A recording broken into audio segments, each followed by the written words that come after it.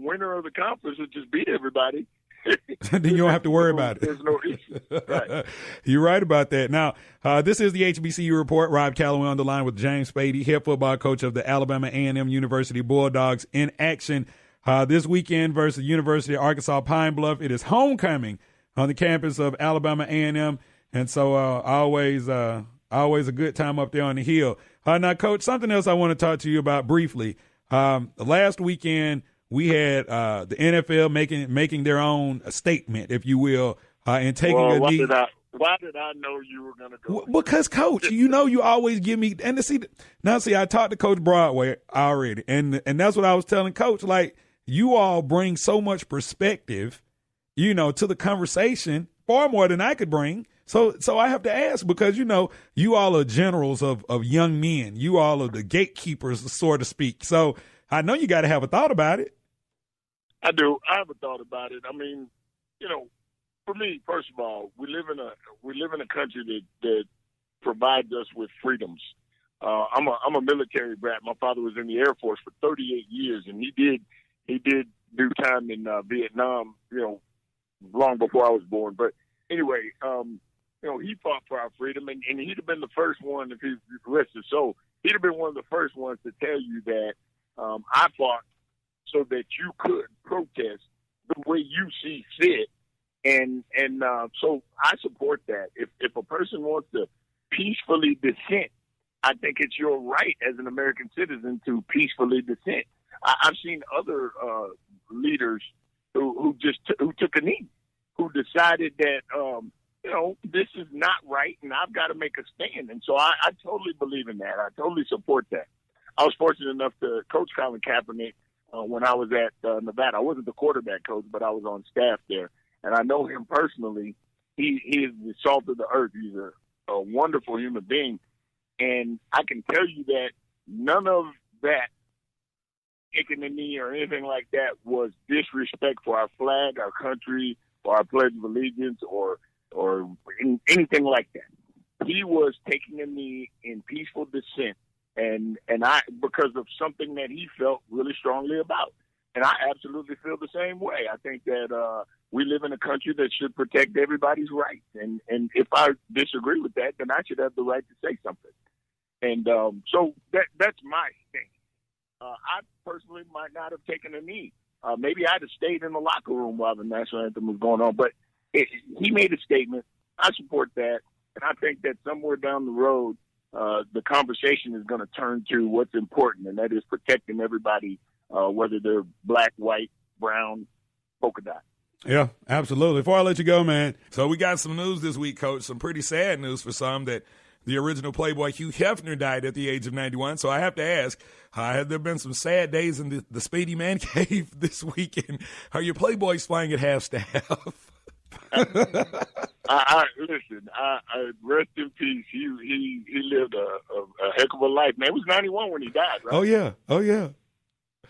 Well, now we say women to stress us to death, but see, Hugh had a whole nother outlook on it. So you keep them for 3 or 4 years, and then you just get a new one. You just get a new one and make sure they're 20. Hey, I am not going to co-sign that. Now, my wife might be listening, so I'm not co-signing that.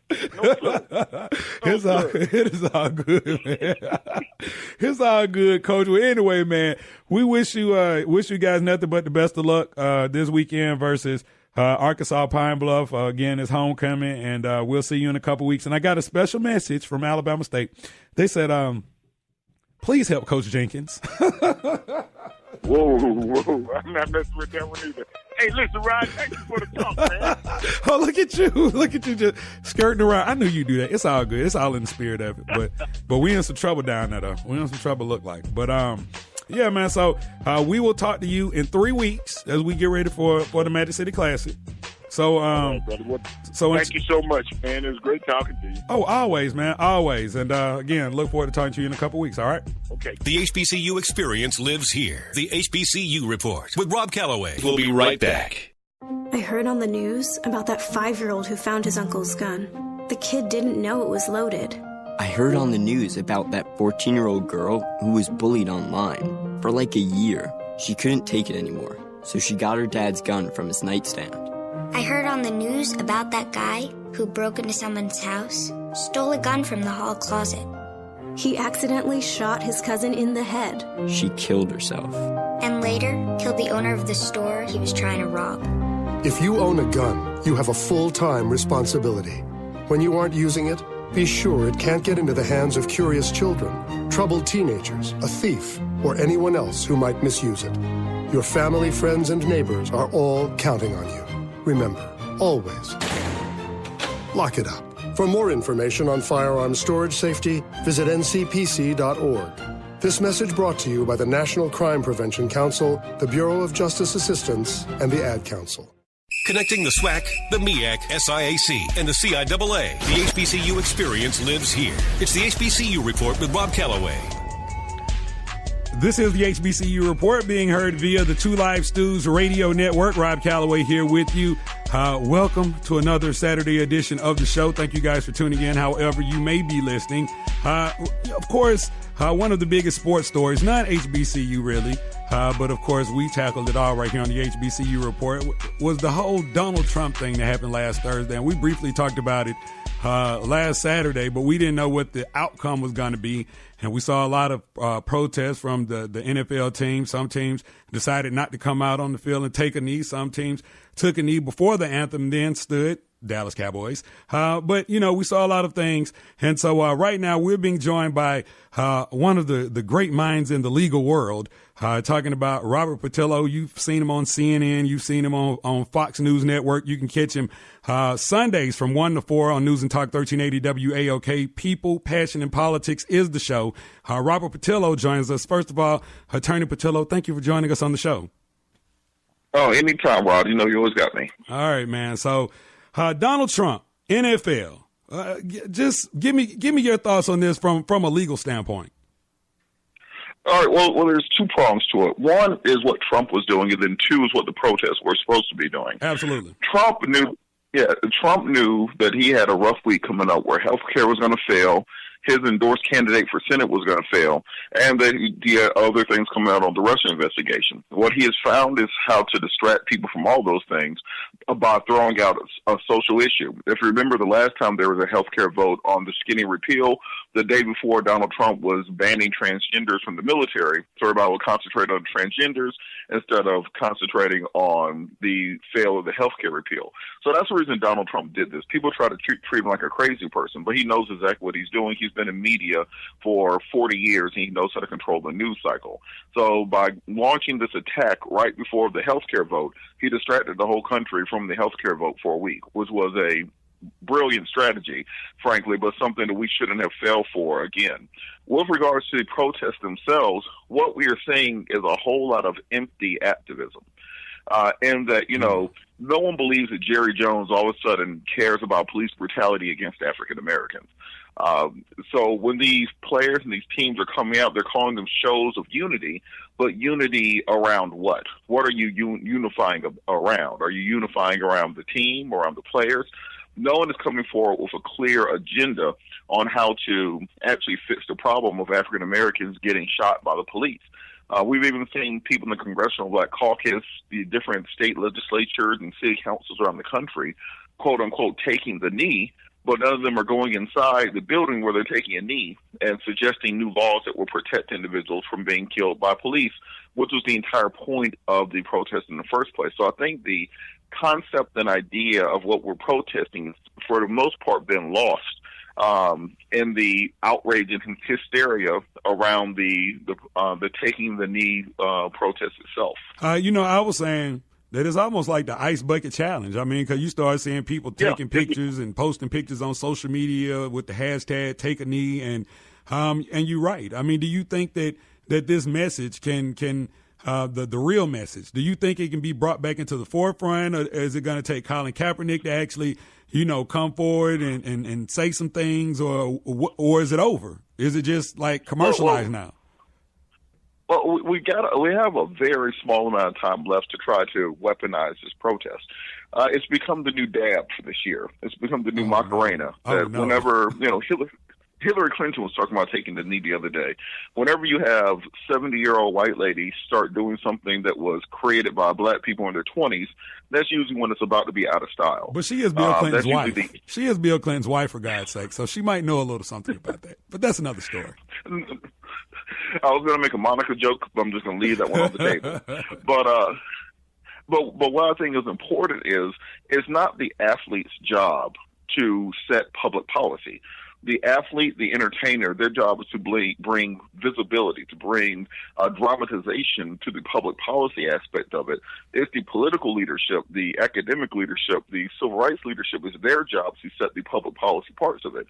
When James Brown said, "Say it loud, I'm black and I'm proud," he wasn't going to Congress to write the Civil Rights Bill in 1964. He was just bringing the attention to it. What we've confused now is we've conflated the people who are the public side of the issue for the people who are the policy side of the issue, and because of that, we don't get anywhere on policy issues. If you notice, when Donald Trump decided to repeal DACA, to not allow the Dreamers to stay in the United States, what you saw was Chuck Schumer and Nancy Pelosi, the Democratic leadership, run over to the White House, and they cut a deal with Trump within a day. And then it was just the law by the end of the week, because they had a clear public policy initiative that they were trying to achieve, and they were willing to make sacrifices and compromises to achieve it. So when you say you support something, that's what legislative supporting of something is. That's what an actual legislative agenda is. You go with a clear set of goals. Then you use the public pressure to pressure those in power to compromise and bend to those goals.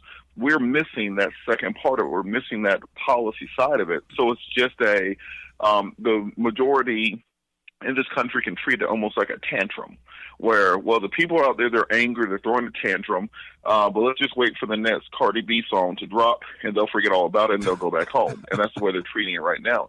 So until our political leadership steps up, we're not going to have any actual progress on it. So it's not the job of the athletes to come forward and say, well, I've written this 150-page treatise on what needs to happen regarding police brutality. It's the political, academic, civil rights leadership's job to step up and actually offer solutions. Wow. You're absolutely right. This is the HBCU Report, being heard via the Two Live Stews radio network. Rob Calloway being joined by attorney Robert Patillo. People, Passion in Politics is the show. You can catch him Sunday afternoons worldwide via the radio.com app. Also, 1380 WAOK, WAOK.com, 1 to 4 p.m. On Sundays.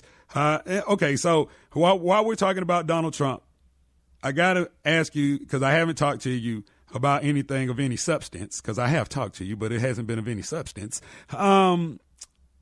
What are your thoughts on this whole the presidents of the HBCUs going to get with Donald Trump some months ago, and we've never heard anything else about it? There's no initiatives being passed. I mean, what's going on? Blame the Congressional Black Caucus for that. The Congressional Black Caucus is supposed to be our leadership in the Congress, fighting for our issues. The presidents of the HBCUs met with President Trump. They met with Omarosa, who was his liaison. President Trump recently appointed a new director of his HBCU initiatives. The backstop to that is they did their part. So now, same thing with the Kaepernick protest. You have to have the political leadership in place to cut the deals needed to get the funding to the HBCUs. Remember, President Obama did nothing for HBCUs. He was probably one of the worst presidents for HBCUs in that we've had in the last 6 years. You know they don't want to hear that, Patillo. You know they don't want to hear that.